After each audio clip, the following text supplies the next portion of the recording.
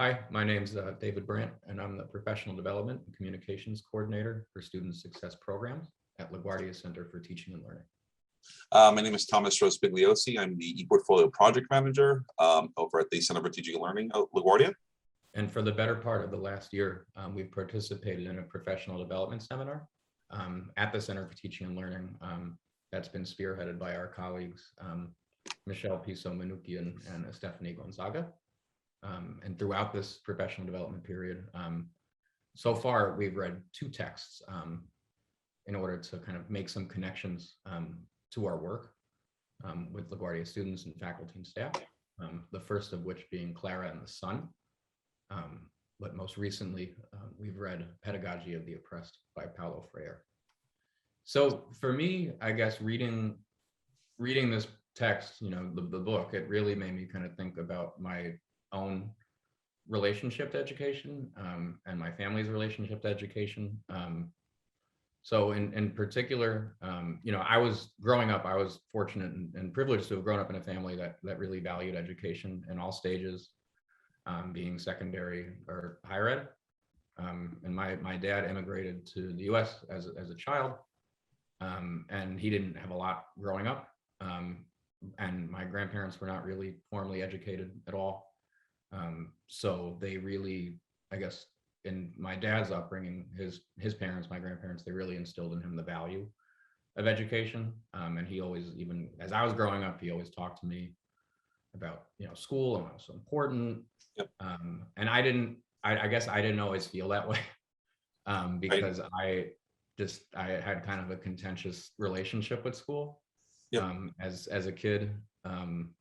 But reading this book really kind of got me to think about the broader concept of education, and not just this idea of being in a classroom with teachers sort of telling you do this, do this, do that, but really what does it mean to engage as a citizen with the world, and to think about things that you wouldn't ordinarily think about, right? And think about new ideas and challenge ideas.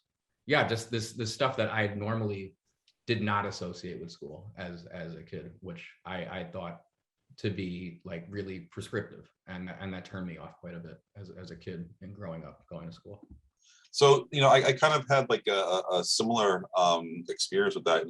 Just going through and like reading Pedagogy of the Oppressed made me think a lot about like my elementary school versus like junior and high school, and then again in college. And one of the things that really kind of stood out to me was like the like dealing with like creativity in the classroom and like being open about certain things. I remember like when I was in elementary school, it was very open. We were very encouraged to be like very creative on things, and like the teachers spoke to us all the time about whatnot.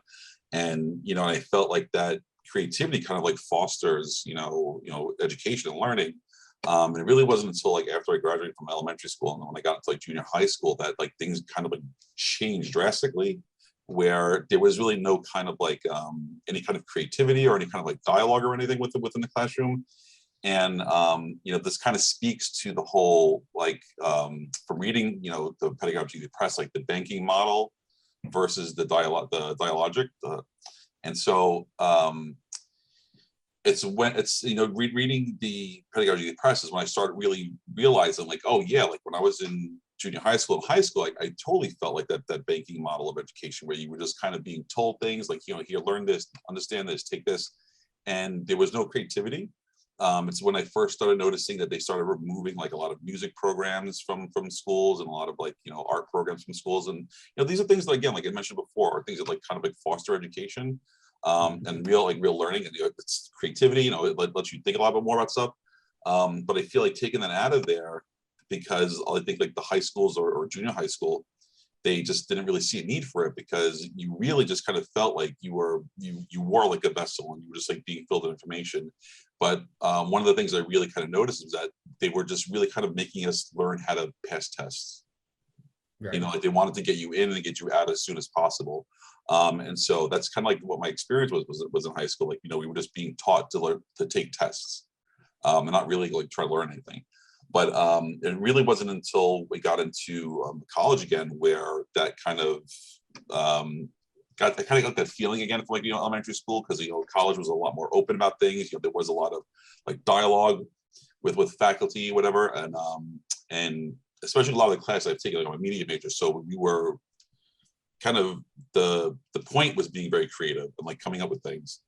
So that experience I had like when you were like in elementary school, you know, you try to get that again in high school, but you totally got rid of like that whole like banking model of education. Like, you know, you're just being taught how to pass tests. Like now you're actually being, you know, you have to take what you've learned and like try to see where you go with it and whatnot. Right. Yeah. And for me, when you said the banking model, I mean, that was probably in reading Pedagogy of the Oppressed, that was probably one of the biggest eye-opening things, because when I was thinking about my own experience with education in the same way that you were, kind of like having it be sort of deprived of any sort of creativity Yeah. Or dialogue or critical thinking, it was when I realized that it wasn't that I hated school or disliked school, it was that I disliked the methods, right? And in the Yeah. case that I'm thinking about, it's the banking method, right? Of this idea of just someone instilling information in your head and depositing it there, and you have to retain it, and that's it. And that's not learning, right? That's not an authentic educational experience. So I agree with you 100% that for me in reading this text, that was a really, really eye-opening sort of moment. Yeah. So there certainly is a lot to unpack, right? In the text. But in thinking about, you know, the chapter that we read, right, we covered in our seminar, we covered part of chapter 4, which really focused on identifying oppression, but then also how do you counter this oppression, right? And part of that, a major part of that was through dialogue, right? And that's something that Freire talks about really as kind of a common thread throughout the entirety of the text, but it really sort of came to a head in chapter 4. Thinking about how to identify, but then also to resist and counter and fight this sort of oppression. So professionally speaking, I think the text overall, it really got me to better understand the needs and to think and understand the needs of LaGuardia students that we work with, right? Thinking about where are these folks coming from in their lives, right? What are their experiences? So were their experiences like the ones that we described, and thinking about having this lack of creativity and having this very prescriptive environment? What oppression did they encounter in their lives and their educational experiences? The other thing is really fully grasping this idea of the importance of carving out space for dialogue in learning spaces, right? So in my work with peer mentors, for example, right? How are we implementing dialogue in our trainings and professional developments, in helping these LaGuardia students support and mentor other LaGuardia students, right? And then in turn, how do they use dialogue to create, you know, rapport and working relationships with LaGuardia students that they mentor? So those are just a couple of things that really kind of stood out to me in thinking about the text, right, and how we apply this to our work. Yeah, you know, and it's very interesting that you mentioned that too, because, you know, I kind of felt the same way. Like I was thinking about like the importance of like open dialogue in a classroom between like, you know, faculty and the student, and being able to have those conversations about like, you know, what's being discussed in the classroom, what's being learned in the classroom, and then also like just like the importance of like having creativity, like, you know, basically like, you know, especially when like faculty are like designing assignments, like, you know, the assignment should be as creative as possible to kind of not just be like, well, what's the answer? And like, you just give an answer, but have something that's going to be like very reflective, you know, like the students should be able to reflect on the assignment itself. Because I think that itself is where, you know, they may be answering or doing the assignment itself, but once the students start going through and like reflecting on the assignment, that's when you kind of see where they're having a deeper understanding of what's being taught or what they're actually doing in the classroom. Yeah. So again, I guess it's really being even more conscious of students' experiences leading up to coming to LaGuardia, right? So I know I kind of touched on that before, but really kind of keeping this at the forefront, right? So when you encounter, or when I encounter a student, right, whether it is in a class that I'm working with, like a studio hour, for example, maybe one I'm facilitating, or maybe it's a peer mentor that we've hired, right? What were their experiences leading up to that point, right? And then I guess as a facilitator, right, of different trainings and professional development seminars, being really, really intentional in my facilitation style about dialogue, but in particular, going back to kind of what Freire said about dialogue, is keeping things really horizontal, right? So even though you're in a position of leadership, right? You're leading this seminar, you're leading this workshop, you're coordinating this program, right? Just keeping in mind how important it is in order to form relationships with people and allow them to feel safe and valued, and that their experiences matter, to keep that dialogue really horizontal and really take their experiences into account with everything that you do. Yeah.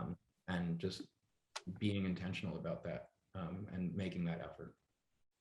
Right. And then what are students doing with that information? So they've absorbed this information potentially, right? What are you doing with that? How are you using that information to impact your life or impact the lives of others, and to make change, right, for yourself and for those that you care about? Absolutely. Absolutely. Well, I thank you, David, for having this conversation with me and being able to discuss pedagogy of the oppressed. And hopefully, for those who are watching this video, I hope you find this video to be very helpful and very informative. So thank you guys very much. Yeah, thanks, Thomas. Okay. I'll talk to you later.